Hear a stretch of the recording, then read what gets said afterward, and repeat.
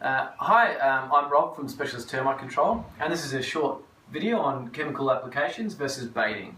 So if you have termites or there's termites in your area, these two methods are the primary method used to rectify that or protect the building. Alright, and this building here, for our example today, is a typical brick veneer with a suspended floor. So this is your external brick skin sitting atop of a strip footing with stumps and a suspended timber floor. Alright, so imagine that this is our sort of termite colony. So whenever people have termites in their building, it's not emanating, generally speaking, from your building itself, but from outside of it. And the termites are travelling under the soil, in and around your house, in your neighbour's house probably, and perhaps in your case, up into your internal timbers, up your internal footing wall and into your perhaps floorboards, maybe your internal frame. Alright, so how do we stop that from happening? Well, if we're doing a chemical application, that is by utilising the architecture of the building itself. Alright, so you don't just treat around the perimeter of your home and try and create like a fence. It doesn't work that way. Chemical applications have to be done against the structural footings of your building.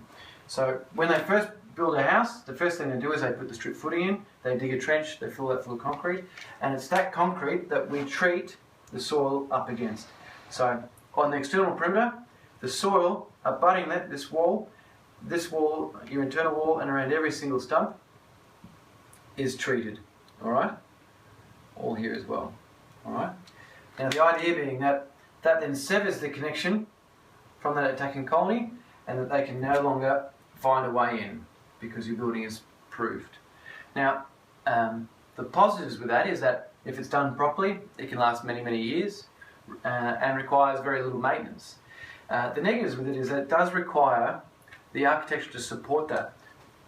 For example, say it was too low to physically access this area here, and just say that over this area here you had some decking around the perimeter of your home that we weren't able to lift.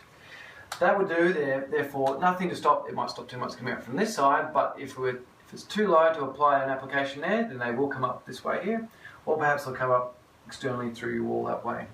So in the event of that, if there's a potential for that, or if that's sort of happened, instead of trying to proof this building from this external colony, we don't try. Instead what we do is, say you've got activity in your floorboards here, okay? We install a small bait station, and we induce the worker termites who are operating on behalf of the colony to feed from this non-toxic cellulose that has within it a hormone inhibitor.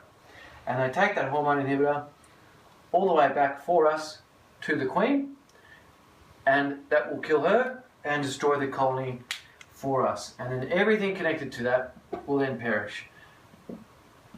That is the main difference between termite baiting and chemical application. One will prevent the termites from getting into the building if applied consistently.